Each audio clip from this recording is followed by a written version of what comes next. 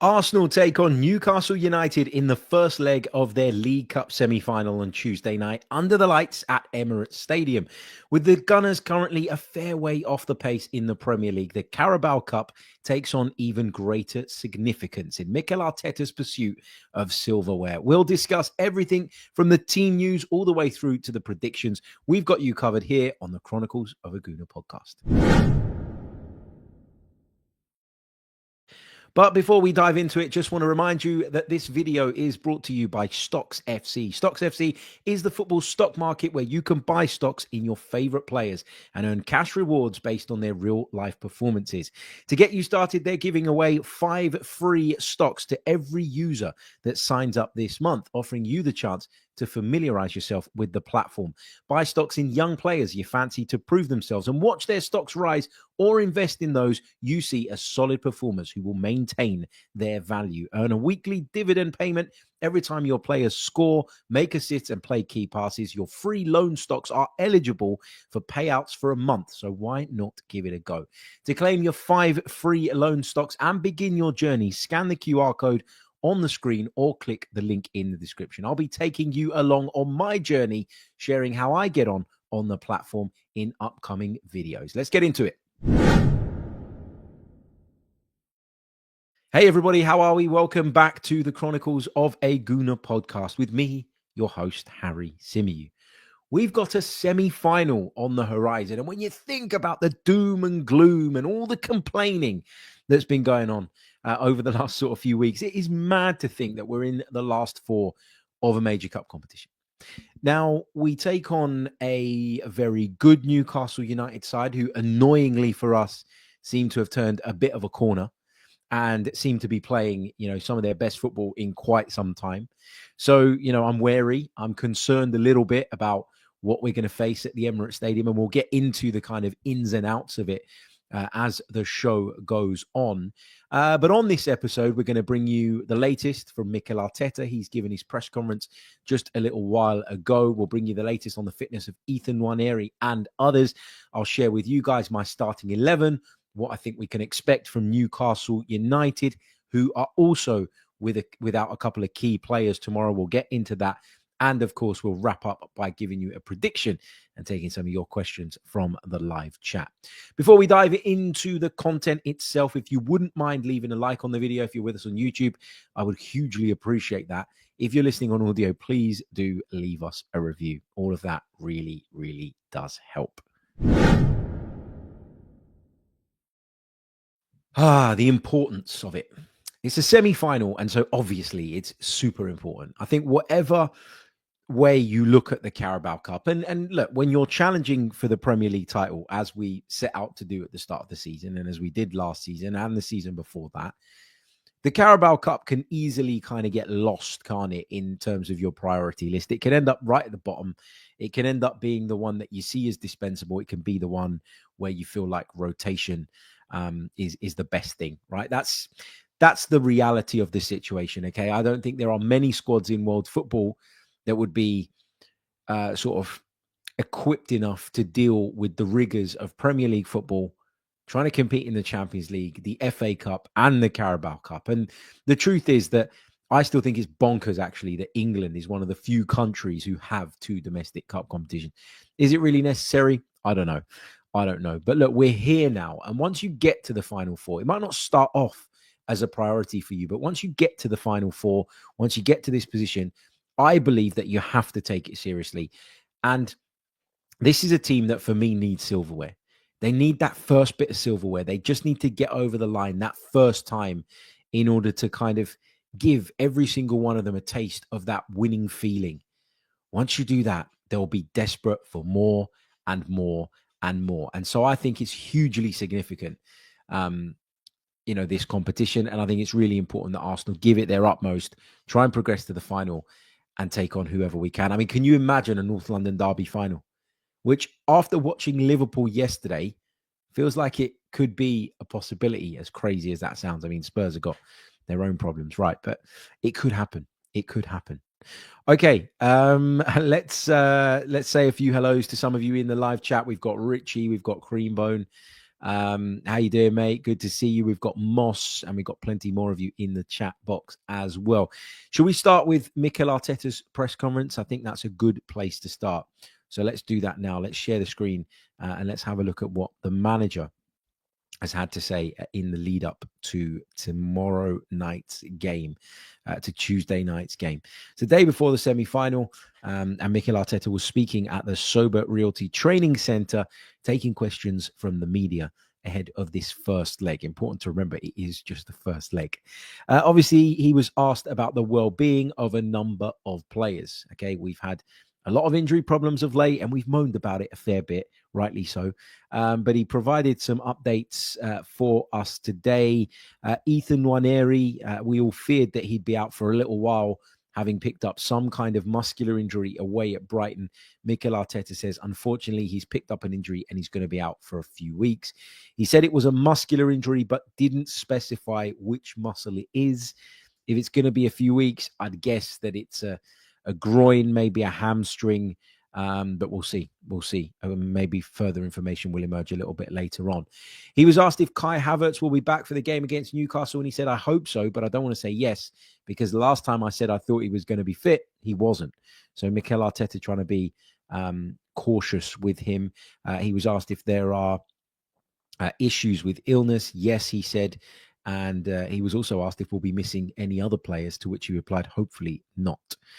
He was asked about the importance of this competition. We've just been discussing it. Like, for me, you got to take it seriously. You got to give it your all when you get to this stage. Mikel says, we're very excited to play the game in front of our crowd. A semi-final is an opportunity to earn the right to be in a final, and that starts tomorrow with 2 legs. Obviously, they're going to be 2 long games against a very competitive team. We know that, but we're very excited, and we need a big, big atmosphere in our stadium. He was asked what winning the competition would do for the squad, and he didn't really give too much of an answer on that because of the ongoing narrative and the sort of clamour from Arsenal fans, I think, more than anybody else, for Alexander Isak. And Alexander Isak question was put Mikel Arteta's way. How do you stop him? To which he replied, he's a top player in top form, scoring a lot of goals, and we try to minimise the strength of the opposition. That's a big part of the plan when they're playing any opponent. He was asked about Newcastle's midfield, to which he replied, I think about my players, the ones that we have available, and how to get the best out of them. He was asked about the Brighton penalty at the weekend. And before we continue on down this path, by the way, of the press conference, I do have to touch on some ridiculous, embarrassing analysis that was provided on Sky Sports, of all places, today by Dermot Gallagher, one of the PGMOL's puppets, I think it's fair to say.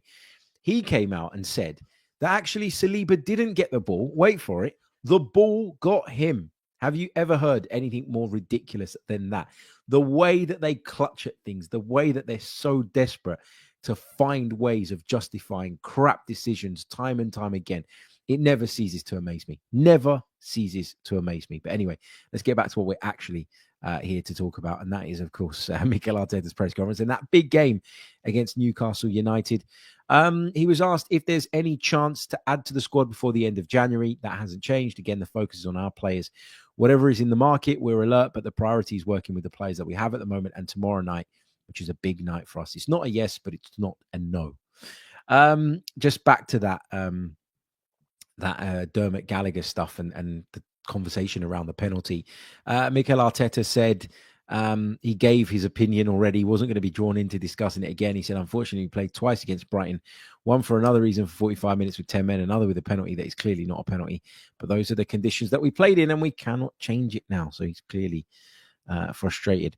I don't want to run through all of the press conference. I don't think there's that much more that we really need to kind of delve into. He was asked about VAR because we're going to be able to hear the VAR inside the stadium from tomorrow. It's a trial that's happening in the League Cup. And obviously, being in the semi-final means that we're going to be one of the first sets of supporters to experience it first. He was asked about that, Mikel Arteta, to which he replied, any decision that brings clarity and communication that is both clear and transparent, I think it will be helpful. He said there's no news on Kieran Tierney. He's absolutely our player. He's obviously been heavily linked with a move back to Celtic north of the border. And he was also asked about Mikel Merino's adaptation to the team. He says that in the last couple of weeks, he feels he's made big strides. Also, one final one. When will Raheem Sterling be back? Hopefully very soon, said the boss. So not a great deal of information or insight, but that's what we've come to expect from Mikel Arteta, right? What can we expect from Newcastle United? Let's get into that next. I think you can expect a dogged display. I think you can expect a well-organized side. And I think you can expect a game against an opposition who are very, very happy to push those boundaries physically between what's physical, strong competition and, quite frankly, what's not allowed. Newcastle won't shy away from that. They will not shy away from the physical battle at all. And therefore, we have got to be ready for the fight. You look at that midfield, I know they're going to be without Bruno Guimaraes. It's probably going to be Sandro Tonali, Joe Linton, and one other. Maybe Longstaff. I'm not 100% sure. But whoever they play, it's going to be physical. It's going to be dogged. And we're going to need to be at our best. And that has impacted my thinking with regards to who I would start in our midfield, which I'll reveal a little bit later on in the podcast. But, you know, Newcastle came to the Emirates last season, got absolutely pumped after beating us unjustly last season up at St. James's Park. This time around at St. James's Park, they beat us fair and square, really. We just weren't good enough. We were nowhere near the level required that night. It was that afternoon. It was a really, really disappointing display. I remember sitting in my car outside Molineux watching that on my phone and being absolutely livid that I had to experience that. You know, it was really, really disappointing. It was a really horrible watch. And I came away from that game thinking that the Premier League title race for us was over. And look, I know people keep saying, well, why does your mind keep changing on that and all the rest of it? You know, one week you say we're out of it. The next week you say there's a chance. There's always a chance until there isn't, basically.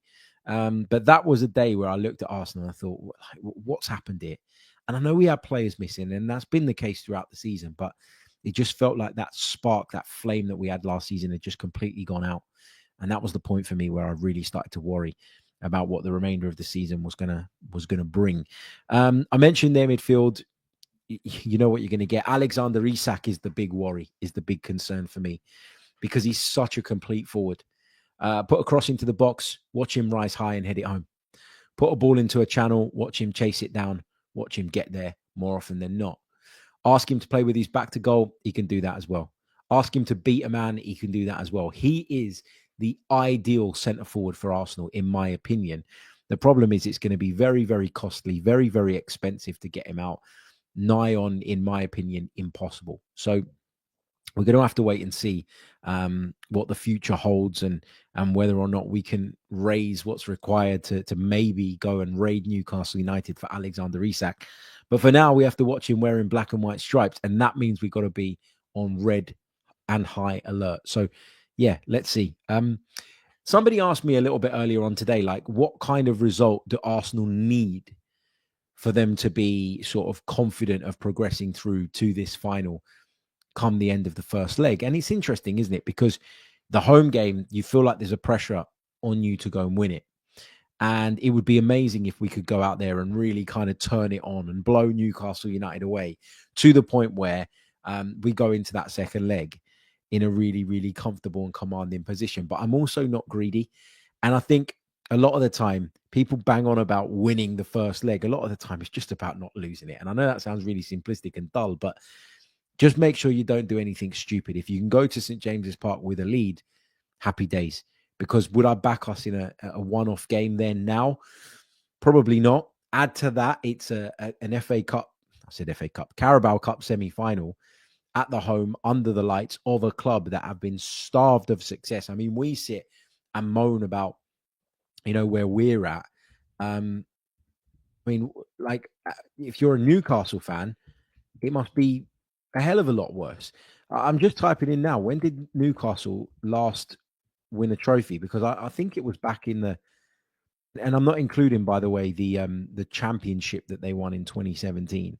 I'm talking about one of the major trophies. I'm just trying to find this information. Um, their last success in a cup competition, their last major success, if you want to call it that, goes all the way back to 1955 when Captain Jimmy Schooler lifted the FA Cup trophy after beating Manchester City 3-1. 1955. It's a hell of a long time.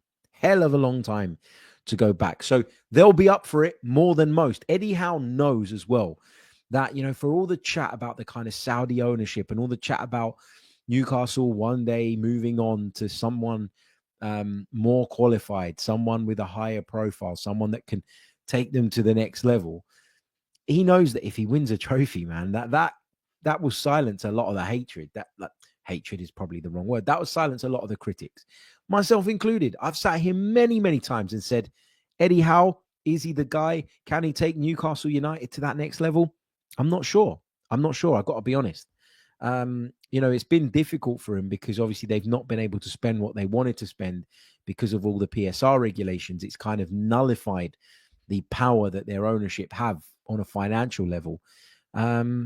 But yeah, if he was to deliver the first trophy since 1955, that would be huge for Newcastle United. So if you go up to St. James's Park under the lights in that second leg, they believe that they can do it, and you ain't at the top of your game, you will get hurt, you will get done, and you will struggle. And I don't want us to be in that position. Should we move on to talking starting 11s? Let's do that now. Been thinking long and hard about this, but with the injuries that we have and with the problems that we have, it might not need to be that overcomplicated. Is it as simple as playing your best team? The League Cup has long been a competition where Arsenal have rotated, where a lot of the bigger clubs, the big six, have rotated. But as I've already kind of alluded to, when you get to the semi-final stage, you've got to take it seriously and just got to go for it. So that's what I think Arsenal should do.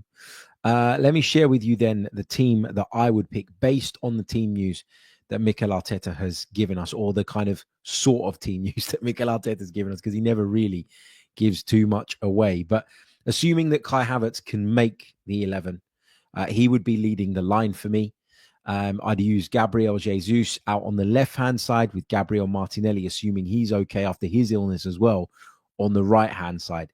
My midfield would be the midfield that I believe is Arsenal's best midfield. Partey at the base, Rice and Odegaard. And my back four would be made up of the returning Jurriën Timber, William Saliba, Gabriel and Calafiori. And of course, David Raya would continue in goal.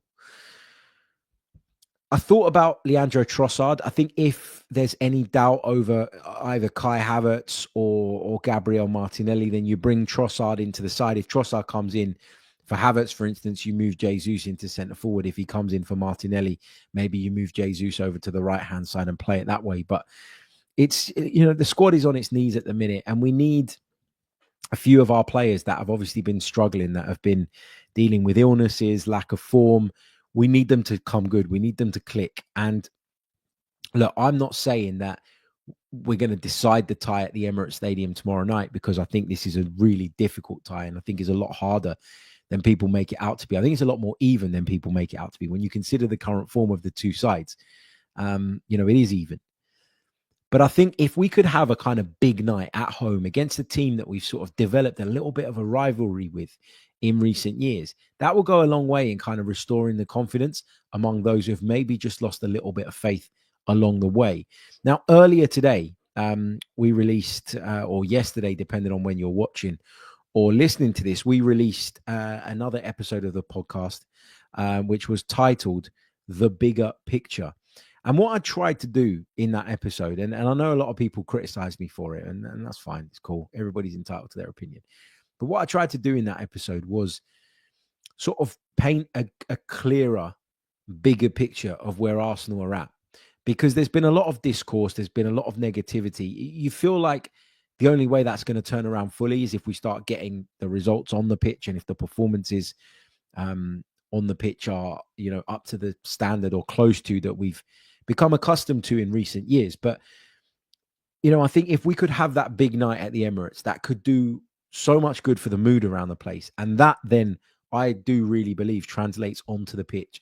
If people are feeling good, if people are feeling positive, that's when you've got your best moments and your best chances, right? You don't want to um you don't want to have this negativity hanging over the club at the minute. And look, I also don't think the transfer window is helpful. And always say this at the start of the season when we're kind of in Premier League mode, but obviously the summer transfer window um is is still open. I feel like it's a distraction. And I feel like throughout January, where I counted at the beginning, going into January, I think we have 9 fixtures overall. There's almost more focus and more clamor around what we're going to do in the window. And I understand that because people feel that we're a little bit short. But I also think that, you have to be able to tune in and out of transfer mode and tune into game mode. And if we can go tomorrow night in our big numbers and we can get behind the team and roar them on, there's no reason why we can't blow this Newcastle United side away. And that would lift the mood at the club. We've got another big cup tie coming up at the weekend. Obviously, we've got another big game coming up next midweek as well. The games are coming thick and fast. There is so much football for us to cover. So, yeah, bring the A game, bring the atmosphere. I think it's really, really important. Going back to the pod that we did earlier, which is out and you can check it out now. It's the last video on the channel. It's titled The Bigger Picture at Arsenal. It's the last episode in your podcast feed as well. What I've tried to do in that is paint a bigger picture of where Arsenal are at. And when you look at the bigger picture, the wider picture, actually, it's all a lot more positive than some would have you believe right now. Are we in the title race? Just about. We're in the cup semi-final. We kick off another cup campaign at the weekend, and we're going well in the UEFA Champions League. So, yeah. A couple of questions before I move on. Let's see what we got in the chat. Just on the team that I picked, Jonathan says, good team. We may need to rotate for Manchester United, possibly. Paul says, Havertz is unlikely to start after illness as he's not trained. I wouldn't be surprised if Mikel Arteta is just keeping them waiting in the wings. Maybe they didn't train. I don't know. Somebody else has asked me if it's true that only 7 first-team players have trained. That's what Mikel Arteta told us, and I've got no reason to believe that that's not the case. But also, when you get to the business end of the season, and I'd argue that we're not quite there yet, but when you start to get into the new year and the fixtures come thick and fast, and it's even worse this year because you've got Champions League games in January as well, which is just bonkers. But when you get to this point and players are playing every 2-3 days, they don't need to train as much. So just because somebody misses training session in the lead up to a game, it doesn't mean that they're definitely not going to play. Mikel Arteta will probably be, having his fingers crossed that Odegaard, Martinelli, Havertz, all the guys that were affected and impacted by this illness, just to name a few, they're the ones that we know about. There may have been more. But you're hoping that those guys will come through and can put in a shift for you on the night so that they can help the team to kind of turn that corner again and put it on the right path whilst lifting the mood, which in turn, I think, has a real positive impact of the team going forward. Right, what else have we got? Jid says, we can take this competition seriously while also acknowledging the reality that is the squad has been playing a lot of games. We can play Miles Lewis-Skelly and Kivior and Jorginho to give others a rest. Jorginho was really poor at the weekend, in my opinion. Kivior never fills me with confidence. And Miles Lewis-Skelly, I wouldn't be massively against him playing at left back. But is that our best team? No, it's not. And I'm very much in the position where I believe that, this is a cup semi-final and you've got to do your best to go and win it. And I don't think you should rotate. I don't. Couple of you asking about Ethan Nwaneri. Rehan says it's bad news that he's out. The Oslo Guna says, is it months or weeks for Nwaneri? Mikel Arteta told us weeks. So I guess we've kind of just got to go by that. Let me share with you guys my prediction then for the game. I've been thinking long and hard about this. I feel like all I do is think at the minute. Like I'm just in that headspace with Arsenal where like you want everything to be good. You want everything to be well. And every time you think we've turned that corner, we have a little bit of a setback again. And then when you have that setback, you start to worry, don't you? And wonder sort of you start to worry and wonder, what's the direction of travel and stuff. And then you get into a position where you go into a game like this and you don't know whether to be super positive or whether, to be more of a pessimist, I guess. But look, I think Arsenal win. I think Arsenal win the first leg. Will it be enough to say that we've got 1 foot in in the final? Probably not. So I'm going to go a famous old 1-0 to the Arsenal. That's my score prediction. Get yours in the live chat and also get your questions in the live chat, and we'll pick up a few of those before we sign off of today's pod.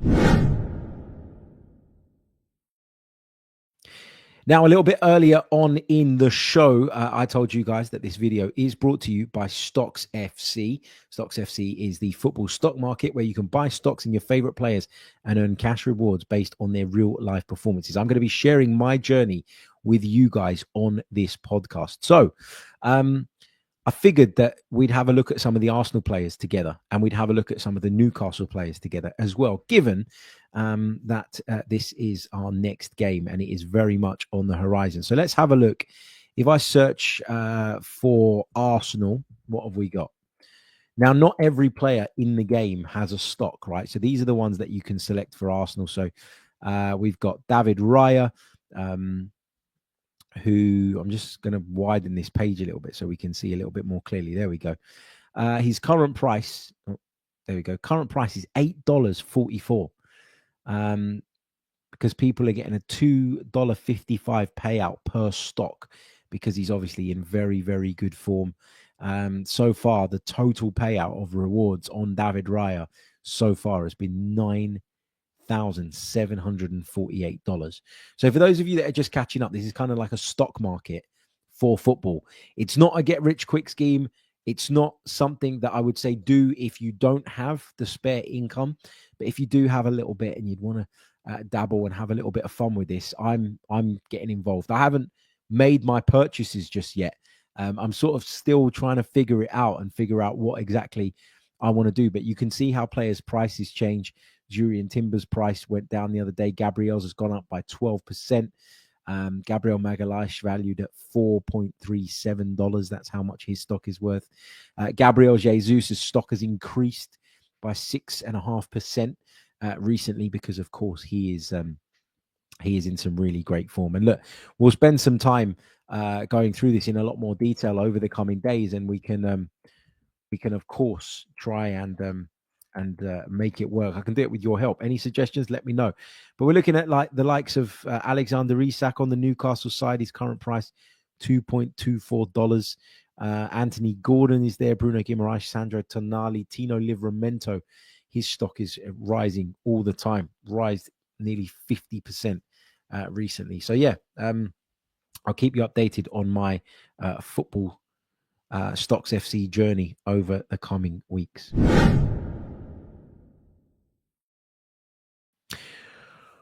Okay, did I give you my prediction? Did I go with it? 1-0 to the Arsenal? I think I did. I've got some questions from you guys in the live chat box as well. I'd love to hear from you. Remember, if you want to check out Stocks FC, you can do so by clicking the link in the description. Also worth letting you know that this podcast is partnered with NordVPN 2, the best VPN service out there. It's a service that I can't do without anymore. Whether you're looking to stream your favorite Christmas films, that's a bit out of date, need to change my read. Whether you're looking to stream your favorite films or all the sport, NordVPN is the one for you, of course. It's a game changer, and you can sign up now via the link in the description. Visit nordvpn.com/Chronicles AFC for a mega discount and get 4 months free at the end of your plan. Not only does it give me extra protection when surfing the web, downloading or streaming, but I now have the ability to access geo-block content by changing my location virtually with the click of a button. Sign up now via nordvpn.com/Chronicles AFC and take advantage of this amazing offer. Plus, with their 30-day money-back guarantee, it's totally risk-free. You won't regret it. Thanks so much to NordVPN for, of course, supporting the pod.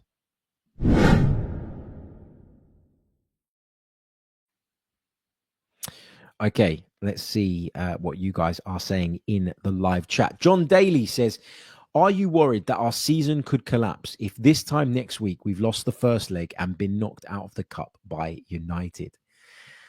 Oh, I don't even want to think about it, John. I don't even want to think about it because obviously we'd still have Champions League football and obviously we'd still be competing in the Premier League. But I know that the wider fan base won't see it like that. I know there will be meltdowns galore, the likes of which you have never experienced before. And people will argue and say that the season is over, even in January. It will happen. So I'm desperate for it not to pan out that way. I mean, you can look at it in two ways. You can look at it really crucial period. There's loads of pressure because of the factors you've mentioned and because of the possibilities that you've mentioned. But you can also look at it and say, well, you know, it is also an opportunity to kind of kickstart our season and get it going. And it can really kind of change the mood and really kind of spur everybody on and get them in a place where there's that unity again that we've thrived off over the last couple of years, because the division has started to creep in a little bit again recently, I feel, and that's never helpful. Jid says, in the year of 2024, we've only lost 1 out of 17 games where Kivior had significant game time. That was against Bournemouth. So with that nugget, why are you still distrustful of him? First of all, I don't think the guy's a left back. And a lot of the time where he's played for Arsenal, he's played as a left back. And whatever you say about him, do you trust him in a 1v1 against a top tier winger? Because I don't. I'm sorry. If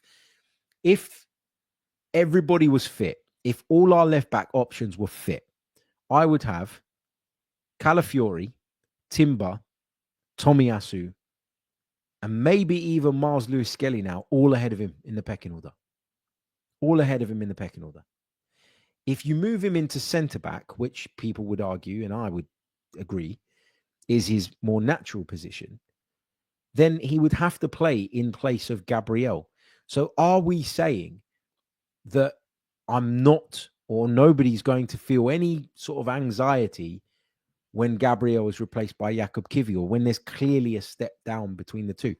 That's just my view on it, mate. Like, I get what you're trying to do. You're trying to defend him because you feel like he gets a rough ride. And I would argue that some of the criticism of him is over the top, but he doesn't get anywhere near my best Arsenal 11. As I said, he's probably my 4th choice, maybe even 5th choice left back if everybody's fit and available. Did I even mention Tomiyasu? I said Calafiori, Timber, Tomiyasu would play there as well ahead of him if he was available, but who knows when that's going to be the case. Oslo Guna says, are you confident we will sign some players in January? I'm confident we'll make a signing. My gut feel today is that it won't be a bank breaker.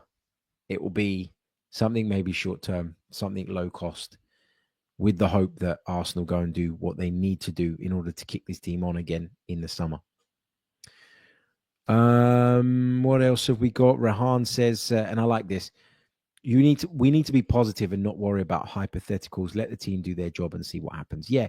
And that's one of the big issues I've had and I've spoken about quite a bit recently, is this this want from people to be outraged by a hypothetical rather than allowing something to. So like I was having a conversation earlier with a friend of mine who falls into that category when it comes to Arsenal fans. Love him to bits, but you know, he is a bit of a Mr. Negative, right? And he was like, "Oh, massive week coming up. And I was like, "Yeah, it is a massive week, but it has the potential to kind of really lay the foundations for what could still go on to be a very successful season." And he was like, "Yeah, but Newcastle are going to do us, and then Man United, because they just went to Liverpool and turned them over, they're going to come to the Emirates and they're going to turn us over, and then we're going to play Spurs and we're going to get beaten by Ange Ball." And I thought to myself, will you just stop with the negativity? Like, the point I'm trying to make here is that there's no need to be upset about a hypothetical. Like, let whatever's going to happen. And a lot of the time, you won't actually need to be upset at all, which will save yourself a hell of a lot of stress. That's the way you got to look at it. That's the way you got to look at it for me. If we go out of the FA Cup at the weekend, if we get beaten by Newcastle in midweek, which seriously harms our chances of making it through. But let's not forget, it is a 2-legged semi-final. If we lost 1-0 at home, I'm not throwing the towel in. You know, even if we lost 2-0, I wouldn't throw the towel in. Why would you throw the towel in a 2-legged semi-final? unless you get beaten by 5 or 6, there's always a chance. There's always a glimmer. And that's really, really important. But as I say, I'm not going to get caught up in hypotheticals either and allow them to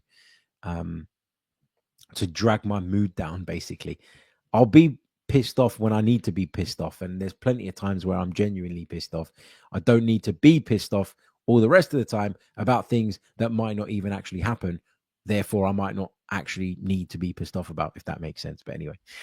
Right, so I've given you my prediction. I've given you my 11. I've answered some of your questions in the live chat. I think I'm going to leave it there for this evening. You've been listening to the Chronicles of a Gooner podcast with me, Harry Simi. We've been talking Arsenal versus Newcastle United in the semi-finals of the League Cup.